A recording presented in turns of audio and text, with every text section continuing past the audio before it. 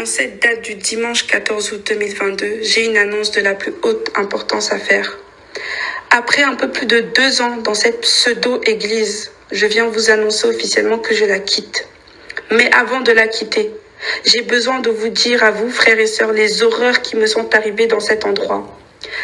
La mission de Vincent Nyankangila, ce gourou, est de diviser, détruire, nous dérober, nous et nos familles. Il se défend sans cesse disant ne pas être une secte ni un gourou, mais c'est exactement ce qu'il est. Vincent Nyankangila m'a violenté à plusieurs reprises. Il a abusé de moi physiquement et psychologiquement. J'ai été au bord du suicide à cause de ce monstre. Comme vous le savez, nous avons eu souvent des entretiens privés avec lui, où nous racontions notre vie privée afin de pouvoir prier. Pendant les entretiens, il me coachait selon lui, pour que je prenne confiance en moi, car j'en manquais à ce moment précis. Il faisait beaucoup de compliments sur ma poitrine, mes formes, sur mes lèvres pulpeuses qu'il disait vouloir embrasser. Il me complimentait beaucoup de manière déplacée, mais disait que c'était pour mon bien-être, pour que je prenne confiance en moi. Je n'osais donc rien dire. Je trouvais ça très bizarre, mais je n'osais donc rien dire. Un jour, pendant un entretien, Vincent Nyankangila, imposteur et faux pasteur, m'a fait comprendre que si je ne couchais pas avec lui, je n'allais jamais être délivrée et qu'une malédiction allait tomber sur moi à vie. Ce faux pasteur, je répète, ce faux pasteur a pris un passage de la Bible parlant de Ketura ou Tabitha, je ne sais plus très bien, mais ces passages-là que vous connaissez, frères et sœurs, pour me manipuler et arriver à ses fins. J'étais sous le choc. Il m'a menacé de prêter serment que ceci reste secret à vie, sinon j'allais payer. Je n'avais personne vers qui me tourner, je ne pouvais le dire à personne. J'étais persuadée de mourir si j'ouvrais ma bouche, si je sortais du silence. À ce moment précis, en plus de ça, il divisait littéralement ma famille. Il me divisait spécialement ma mère et moi, nous qui avons toujours été fusionnels. Il a opéré de la même manière avec elle, avec ma maman, mais par la grâce de Dieu vivant, ce Dieu vivant, il n'a pas réussi. Et c'est pour ça qu'elle a définitivement quitté cet endroit. C'est la vraie raison de pourquoi elle a quitté cette secte.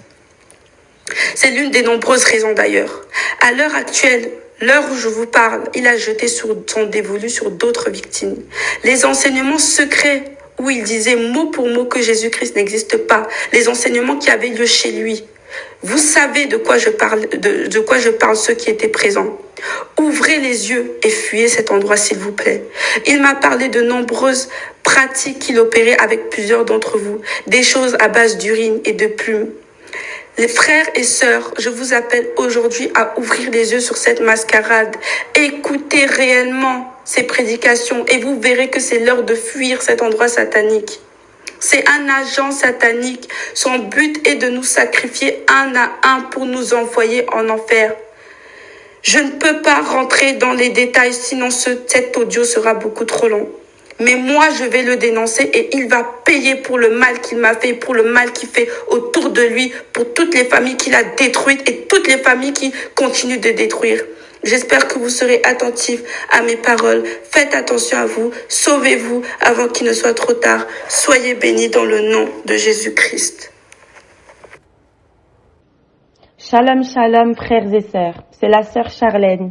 Je vous fais ce vocal aujourd'hui car après le témoignage de Tracy, c'est mon tour de vous raconter ce qui s'est également passé avec le pasteur Vincent Nyankangila. Vous êtes tous au courant de la situation de Tracy et je viens appuyer son témoignage.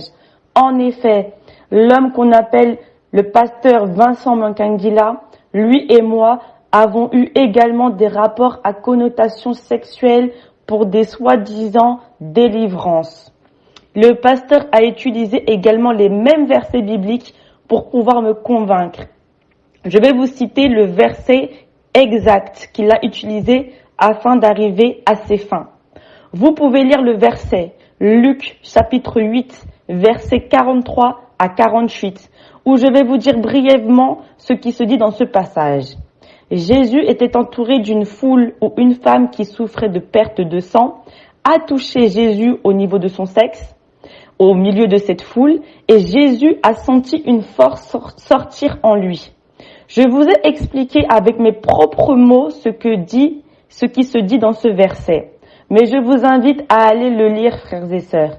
Le pasteur m'a explicitement dit, Charlène, il y a des travaux spirituels à effectuer afin d'être délivré.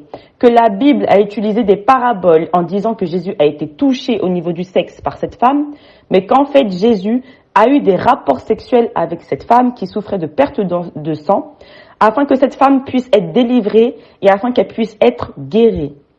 Donc, par ce passage, il m'a expliqué qu'il fallait effectuer certaines choses pour être délivré, pour ce qu'il y a à l'intérieur de moi puisse partir. Il me disait également que Dieu acceptait cela et qu'il fallait que je sois en confiance, que ce n'était pas des rapports sexuels, mais des rapports uniquement pour la délivrance et que ces travaux étaient pour moi, pour me sauver et que ce serait bénéfique pour ma vie future et que je prenais de son onction. Il me disait également que j'étais la seule, et je répète bien la seule, avec qui il effectuait ses travaux spirituels à l'église et que personne ne pouvait bénéficier de ce privilège et que pour juste cet acte et ces travaux spirituels, je devrais même lui payer des 20 000 euros alors que lui, il me le donne gratuitement. Donc en quelque sorte, j'avais de la chance de pouvoir bénéficier de ça et que je bénéficiais de son onction. Donc c'était que bénéfique pour moi. Donc Charlène, tu te tais, accepte seulement. C'est de l'abus de pouvoir, c'est de l'abus de confiance, c'est de l'abus du statut d'homme de Dieu. Vous le savez très bien que Tracy et moi étions très amis. On se racontait tout, même au niveau spirituel, alors que vous savez très bien que le spirituel ne se raconte pas à n'importe qui et il y a certains secrets à garder. Le pasteur avait compris que cette relation n'était pas bonne pour ses affaires et qu'il fallait plutôt nous séparer, nous diviser pour qu'il puisse alimenter chacune de notre côté la haine l'une envers l'autre. Alors que il me faisait croire en tout cas à moi, qu'il essayait par tous les moyens de nous rabibocher, que notre relation ne s'arrête jamais. Donc je suis choquée de vous dire aujourd'hui que le pasteur a eu des travaux spirituels sexuels avec Tracy et a eu les mêmes travaux spirituels sexuels avec moi, Charlène, en même temps et au même moment. C'est encore une fois de l'abus de pouvoir, de l'abus de confiance et un abus du statut d'homme de Dieu. Vous savez très bien que la fornication est mauvaise, qu'il y a des choses qui se passent en effectuant des actes sexuels. Donc il nous mélangeait. Va savoir avec qui il faisait ça encore à l'église. Sachez que ces travaux spirituels se passaient chez lui dans son appartement à Saint-Fond.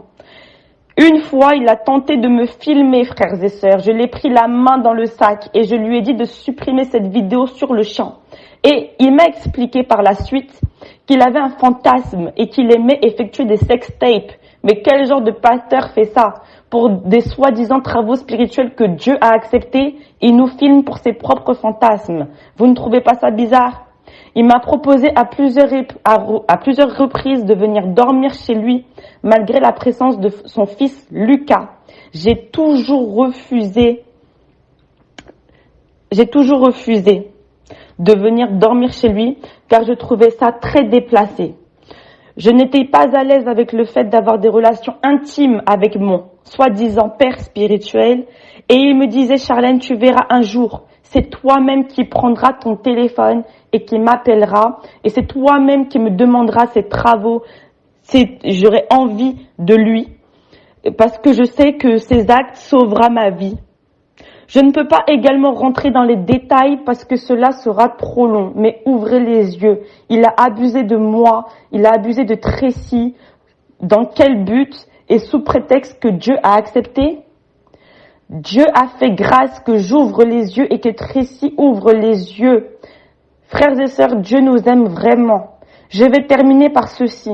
Après avoir effectué tous ces travaux spirituels, ces travaux sexuels, mais qu'est-ce qu'il a pris de nous? Qu'est-ce qu'il a réellement fait de nos âmes? Était-il réellement en train de nous délivrer? Posez-vous les bonnes questions, frères et sœurs. Si vous êtes passés par là, ne fermez pas les yeux. Un jour, j'ai demandé au pasteur, est-ce que par ces actes sexuel, tu ne prends pas mon étoile. Il m'a dit, Charlène, tu es ma fille. Je ne pourrai jamais prendre ça de toi. Tu es la seule avec qui je fais ça à l'église. Dieu a permis que seulement toi, parce que tu comprends les choses spirituelles, parce que tu comprends, enfin, ton intelligence est avancée par rapport aux autres de l'église. Il me disait également que ne t'inquiète pas, si je propose à sœur un tel ou sœur un tel, direct, elles vont accepter parce qu'elles savent très bien ce qui se passe à travers les actes sexuels. Mais Charlène, je ne donne ça qu'à toi. Nanani, accepte, nanana. Je vais m'arrêter par là. Frères et sœurs, ouvrez les yeux. On n'est pas là pour mentir, on n'est pas là pour accabler un homme, on est là pour dire la vérité. Que Dieu vous bénisse.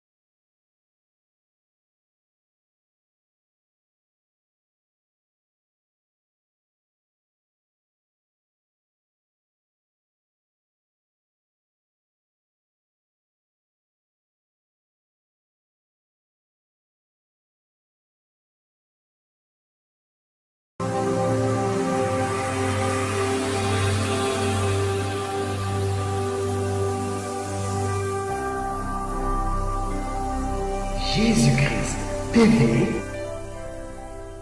vous connaîtrez la vérité et la vérité